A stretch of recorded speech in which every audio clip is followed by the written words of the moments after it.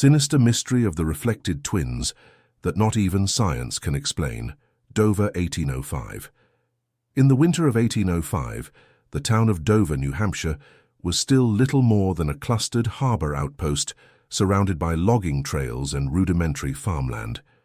Yet, behind the cold stone walls of the Whitlock foundling home, something was growing that no one wanted to acknowledge. When twin girls were taken in under a veil of secrecy, the townsfolk whispered about unnatural behavior, misfortune, and mirrored injuries. It was written off as coincidence or the product of overactive imaginations. But for those who worked at Whitlock, and especially those who tried to report what they saw, the questions were never about science. They were about silence. Whitlock Foundling Home was founded by members of the First Congregational Church and heavily subsidized by state-appointed charitable funds. To outsiders, it represented the ideal of early American Christian compassion, a haven for orphaned infants and children, often rescued from destitution, disease, or the death of parents. Its matron, Mrs. Sybil Keene, was lauded in church bulletins across New England. They called her the new mother of Dover. Visitors recalled tidy bunkrooms, hymns sung at sunrise, and young girls learning embroidery beside warm hearths. Few noticed that boys past the age of 10 were rarely seen. Fewer still noticed that every year a handful of children were sent into apprenticeship and never spoken of again. When twin girls named Eliza and Martha were admitted in October of 1805, not even the local doctor could explain what came next. The institution's reputation. The Whitlock Foundling Home stood at the edge of a salt-bristled field that sloped gently toward the Cocheco River. Built of granite quarried from the nearby hills and roofed in heavy cedar shingles, it resembled more a fortified manor than a charitable refuge. Its name was etched plainly above the arched entrance, but no signage ever displayed its purpose. A visitor, arriving unannounced, might mistake it for a private residence or a disused armory. In truth, it was neither. Whitlock's mission was not to house the privileged, nor to shelter the aged. It was meant, quite plainly, to absorb the unwanted. In 1805, Dover was still recovering from the upheavals of the Revolution and the fever outbreaks of 1798. Families had been fractured by war, farms abandoned during prolonged illness, and seafaring men lost to British impressment. Children born into this disarray often found their way to the gates of Whitlock, either left anonymously in the early hours or delivered by ministers and magistrates who deemed their parents unfit. The home took them in, with minimal ceremony and no guarantees. Mrs. Sybil Keene, matron since 1792, enforced strict order. She operated the institution with a Protestant resolve that impressed both clergymen and civic leaders alike. Her hair, always drawn into a severe twist at her nape, never loosened even in the humid months. Her letters to donors were formal, brief, and always accompanied by religious platitudes. The children referred to her only as ma'am. No one dared call her mother. In public records, Whitlock appeared as a triumph of Christian governance. Its annual reports listed modest but consistent numbers: 28 children housed in 1801, 31 in 1802, 27 in 1803. Only when cross-referenced with baptismal records did discrepancies begin to show. Certain children appeared for a single year, only to vanish without trace. No apprenticeship registration, no placement in local farms or homes, no death certificate. The names simply stopped appearing. The authorities never questioned it. Whitlock received glowing evaluations from the church's benevolent board. Reverend Harold Wick of the Portsmouth Consistory once wrote, "No place in New Hampshire embodies our Christian obligation more nobly than Whitlock." The letter was reprinted in 2 pamphlets and read aloud in Sunday sermons as far away as Concord. Local families, though, spoke differently. Mrs. Clara Pritchard, a baker's wife, once confided to her cousin that the home had too much silence in it. Her sister, delivering eggs weekly to the kitchen, reported never seeing more than 4 or 5 children at a time, even though the ledgers claimed double that. A fisherman whose wife had died of consumption recalled begging Keene to take his sons. She agreed, but only took the younger boy. The elder, aged 11, was told to return when he could be of practical use. He was never seen again. To maintain appearances, Whitlock held an annual spring fair. Baskets of linen stitched by the girls were auctioned, and honey from the home's 3 hives was sold to parishioners. A selected few children, usually girls between 7 and 10, would be made to recite verses and sing hymns. The spectacle was staged in the lawn behind the home, and no visitors were allowed inside. The rooms beyond the entry hall, the basement, the attic, the medical quarters, remained unseen by any outsider. Dr. Llewellyn Griggs, one of the few permitted inside, made weekly visits to examine the children. His notes were polite but vague. He referred to the children as nervous, pale but compliant. He often prescribed castor oil, vinegar tinctures and leeching for ailments he never named. On one occasion, a page from his ledger, later discovered by a town clerk, mentioned inexplicable bruising on a child's back, mirrored identically on the sister's body. No follow-up was recorded. Staff turnover was high. Most attendants stayed no longer than 3 seasons. They were paid in food, firewood, and promise of character references. Few received the latter. One nursemaid, Miss Agnes Dunn, left abruptly in the summer of 1804. Her departure was explained as homesickness, but a surviving note addressed to her cousin contradicted this. "The girls watch me from the stairwell at night," she wrote. "Their eyes do not move, but their heads turn at the same time. Even when I enter through different doors, they are facing me. I have seen this, it is not imagination." These were the twins before Eliza and Martha. Children were seldom admitted in pairs. The home discouraged sibling cohabitation, citing discipline interference. Yet in October of 1805, a wagon driven by 2 state-appointed stewards delivered the Greaves twins directly from Boston Harbor. According to their intake record, they had been found aboard a British merchant vessel anchored illegally near the Piscataqua. No crew were present, only the girls, both 6 years old, dressed identically, sitting hand in hand among empty crates and rotting lemons. Their names were embroidered into their collars. Mrs. Keene objected to receiving them. Her reply to the state's referral committee reads, "We do not have facilities suited to special cases. The girls are mute, uncooperative, and clearly of foreign origin." The committee insisted. A payment of $42 in gold was made in advance. The home, facing a shortfall after the failed cider harvest, relented. The twins were placed in room 3A, formerly used for convalescents. Within 2 days, the cook resigned. Our scullery maid, 17-year-old Sarah Finch, claimed to have seen the little one, while she did not clarify which, bleeding from the forehead after a fall. But when she rushed to help, both girls were standing at the window, neither injured. Mrs. Keene dismissed the account and removed Sarah from duty, stating that exaggerations encourage disobedience. Sarah's father attempted to retrieve her wages, but was turned away. Later that month, he attempted to file a complaint with the selectmen. The ledger entry simply reads, "Refused, insufficient cause." The twins did not attend the November hymn circle. When questioned, a nurse said the girls had been quarantined. No further detail was provided. Mrs. Keene insisted on updating their health status herself, recovered from digestive upset, resuming light chores. But neither was seen by the other children again until December, when Eliza, or perhaps Martha, as records remain unclear, was spotted in the root cellar corridor, walking slowly, dragging a broken doll. She looked directly at a visiting chimney sweep and said, "We are not lonely." It was the first recorded instance of either child speaking. The next day, the chimney sweep reported a nail embedded in his boot sole. He claimed it came from the cellar stair. He did not return. His employer, however, billed the home for full service and received payment in full. On December 17th, Dr. Griggs made his final visit. His handwritten entry for that day reads only, "No further recommendations. Discontinuing service effective immediately." The home retained no replacement for the rest of the winter. From that point forward, all internal incidents, injuries, disappearances, sickness, were handled by Mrs. Keene alone. She ordered room 3A to be locked at all times when unoccupied.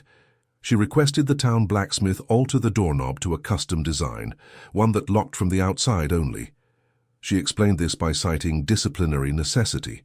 By January, 4 children had been reassigned to local farms without public notice. One girl, 9-year-old Ruth Bell, was later tracked to a boarding stable in Nottingham where she worked with no known guardian and no record of apprenticeship. When asked how she arrived, she said simply, "Miss Keane said I couldn't look at them anymore." Ruth died of exposure later that year. As for the twins, they were never photographed, nor drawn, nor depicted in any formal illustration. Their existence is confirmed only through intake documents, Dr. Griggs's ledger, and payroll references to girls from 3A. Yet among former staff, years later, there were shared recollections. One former cleaner, now buried in an unmarked grave, once told her daughter that they knew what the other would see always. Another spoke of mirror bruises, mirror blinks, and the smell of salt water in the hallway when neither child had bathed.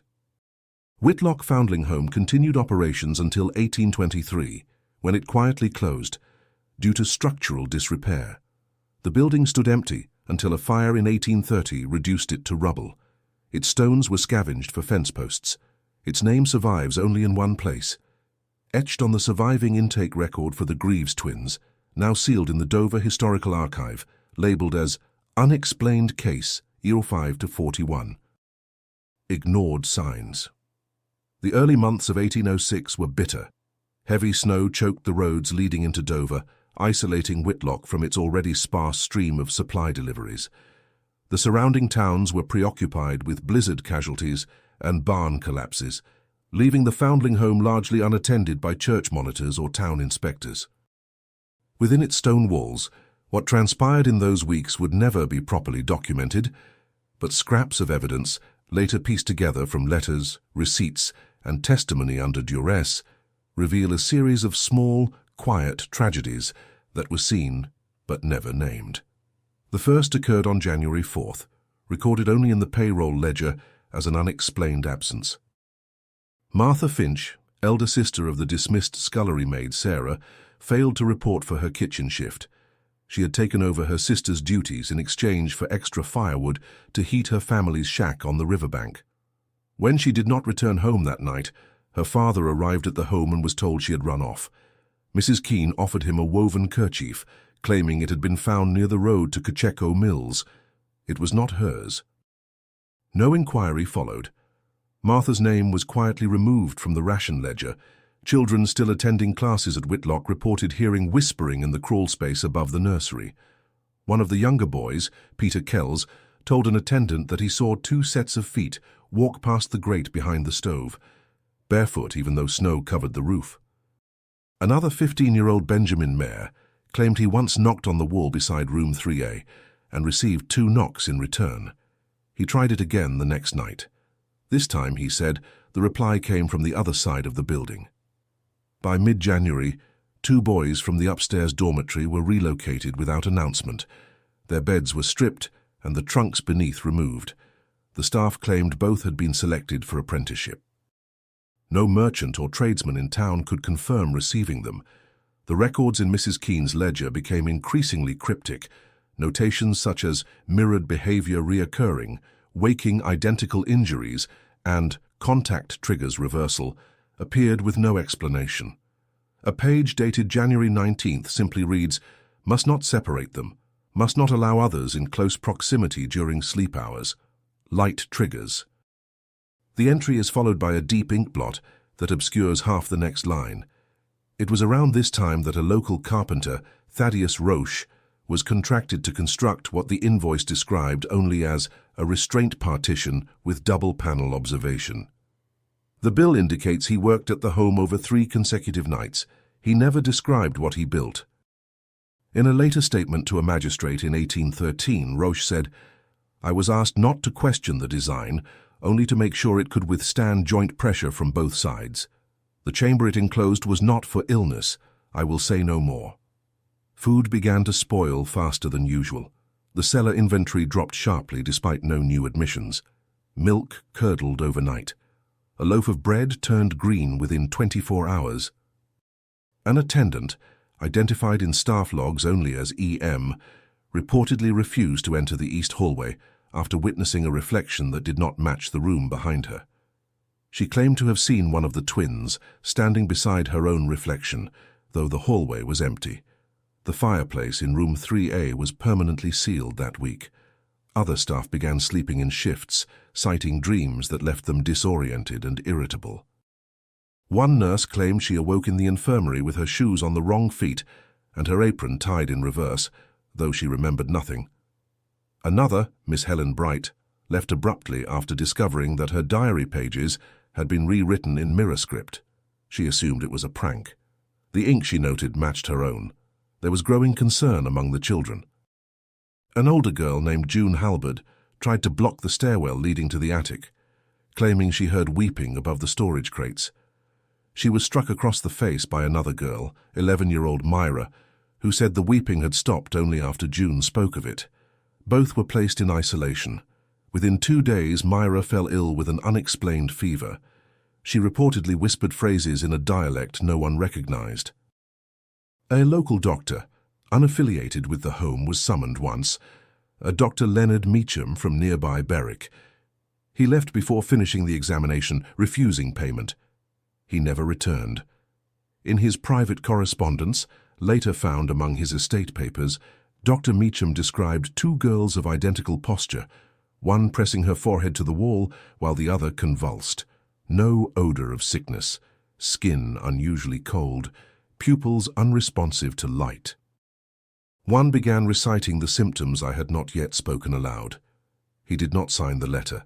By early February, the basement was ordered closed. No reason was recorded. Coal rations dropped sharply. Children were made to sleep 3 to a bed. Frostbite became common. Staff abandoned routine check-ins. When questioned, Mrs. Keane told one donor, "Discipline has deteriorated. We are trimming the tree down to the healthy roots." She requested no further supplies until spring. It was during this period that the chimney sweep's widow, Abigail West, made a formal complaint to the town's second deacon. She claimed her late husband, who had worked briefly at Whitlock in December, had not been the same after returning home. He was, she said, confused, forgetful, and afraid of mirrors. She described him waking at night and smashing the shaving glass in their bedroom. When asked why, he told her he saw her standing backwards. The deacon recorded the testimony, but dismissed it as hysteria following bereavement. He recommended prayer and abstinence from fermented cider. No further action was taken. 1 month after the basement closure, an apprentice boy named Willem Tate was found in the snow behind the latrine block, barely conscious. His hands were raw, his face frozen stiff.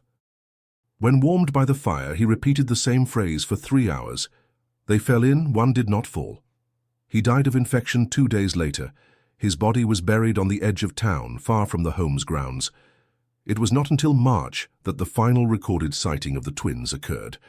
A letter, now preserved in the town archive, was written by a visiting parson from Exeter. He had arrived to perform the Lenten blessing and was granted only 15 minutes in the entry hall. He noted the presence of a mirror-faced girl in a grey shift, staring unblinking into the corner of the room while her sister picked dried blood from her own palm. He assumed they were suffering from a fever. When he asked to pray with them, Mrs. Keane interrupted. "These girls have already been chosen," she said. God's will has no need of repetition. After that, no further public references to Eliza and Martha Greaves appear. Internal logs show a fire drill staged on March 15th. No fire is mentioned. 6 children were reassigned within the next week. None had family connections. When spring arrived and the inspection board from Portsmouth made its scheduled visit, room 3A had been scrubbed clean and reassigned as a supply room. The mirror above the wash basin had been removed. No twins were listed in the census provided. When asked about them, Mrs. Keane replied, "There were never 2. Horror uncovered.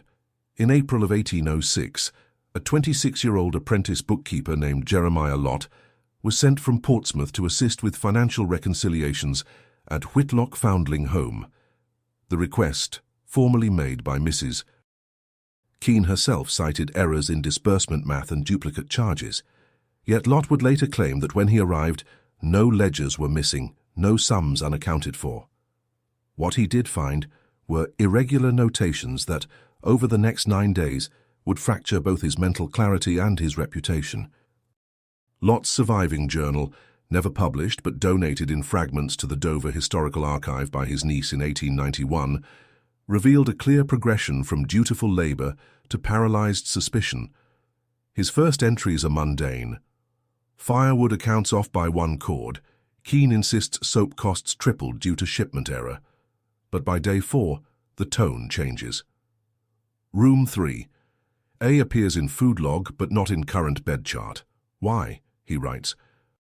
Children missing from March rations listed as active in January, resurfaced in payments to farmsteads under initials I do not recognize. On the 5th night, Lot claimed he woke in the servant's cot, knees curled to his chest, the blanket twisted around his legs. He did not remember lying down that way. He had no memory of sleep at all. He attempted to interview the attending cook, a grizzled woman in her 50s named Magda Kearney, who had been with the home since 1798. She refused to speak directly about the twins. Instead, she handed him a cloth bundle, a pair of scorched slippers, child-sized, the soles fused by fire. Inside was a torn strip of sheet linen, on which had been embroidered in red thread the words, "Only one falls." When asked where it had come from, Magda said, "It was left for me in the ash bin 2 months past. It came after the night they screamed in sync." Lot asked who screamed. She walked away without answering. His reports to the Portsmouth Benefaction Board were never mailed. When later recovered from the bottom of his travel case, they were covered in ink smudges and dense marginalia, including phrases like mirror distortion on east wall and bowl of broth reversed. The implication was unclear. On the 7th day, Lot attempted to record an oral account using a borrowed wax cylinder.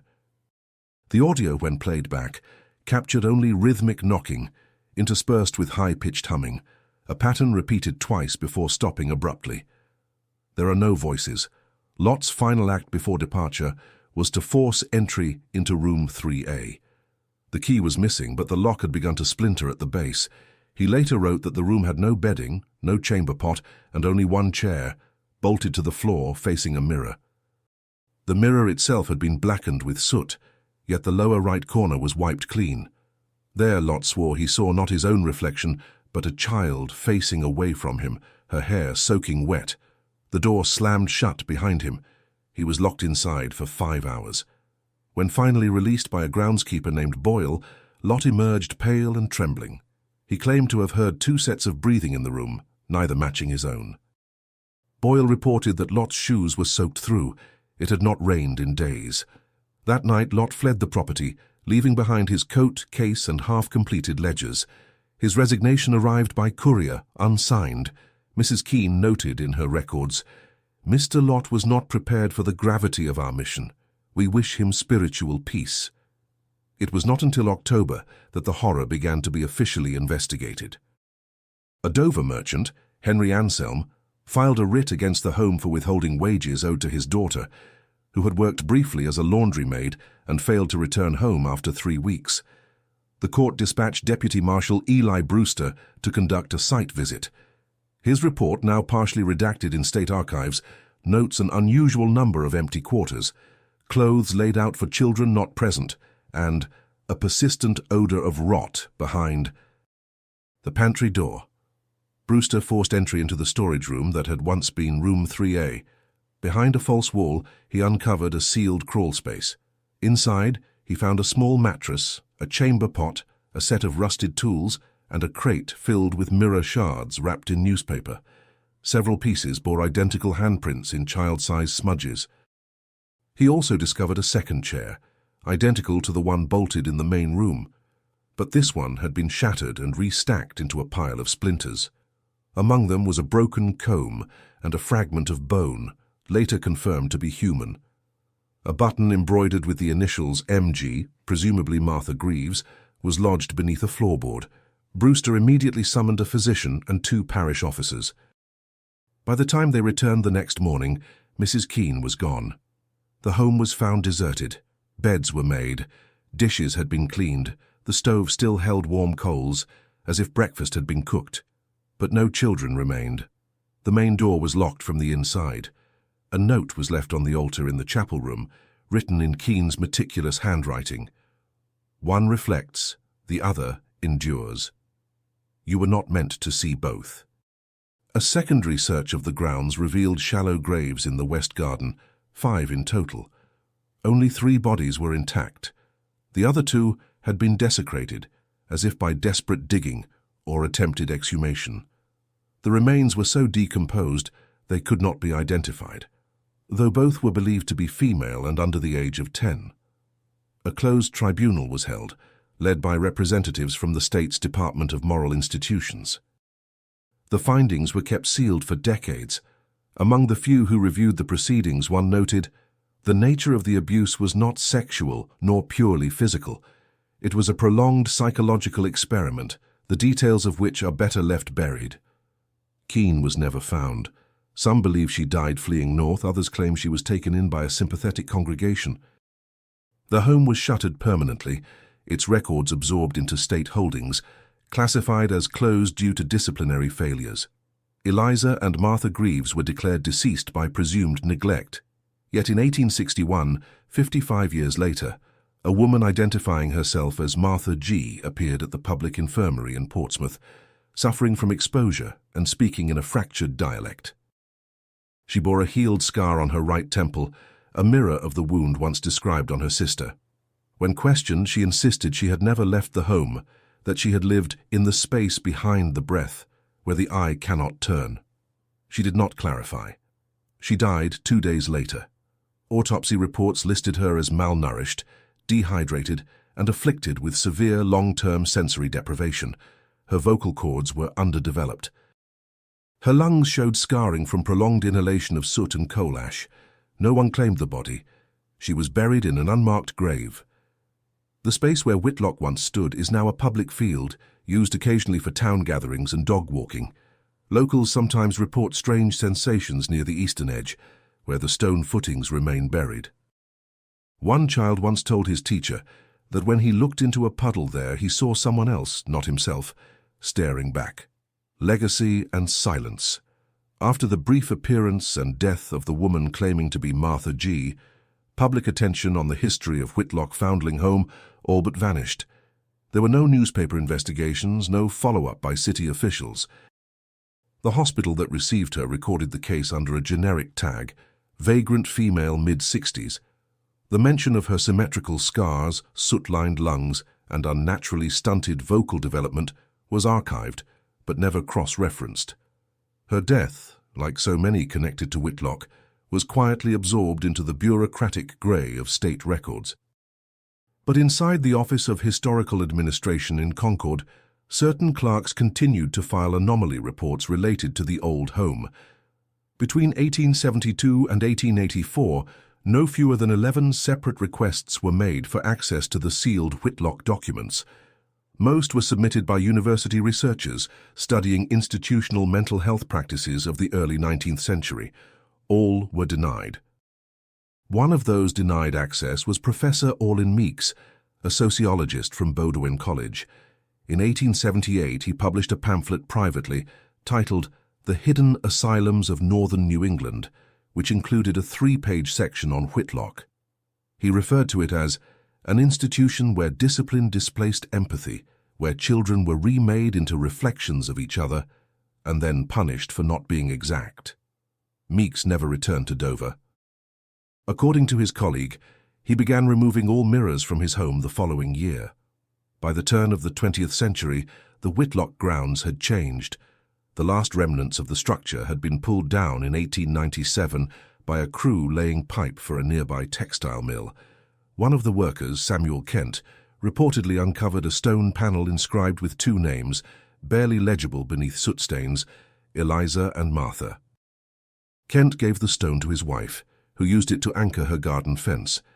4 years later, both their daughters died in a house fire, locked in the attic. The stone was later buried behind the town hall. No official record of its removal was made. In 1923, a fire destroyed the town records annex.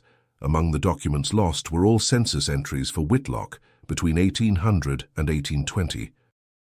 The fire marshal listed the cause as combustion of improperly stored linseed. A note scrawled in pencil at the bottom of the report reads, "Mirror frame found melted. How?"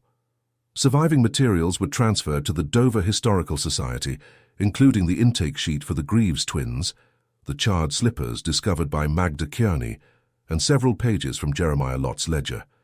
The society did not display these publicly. When questioned in 1952 by a Boston academic named Carla Spence, a volunteer at the society replied, "Some stories deserve to stay behind the glass."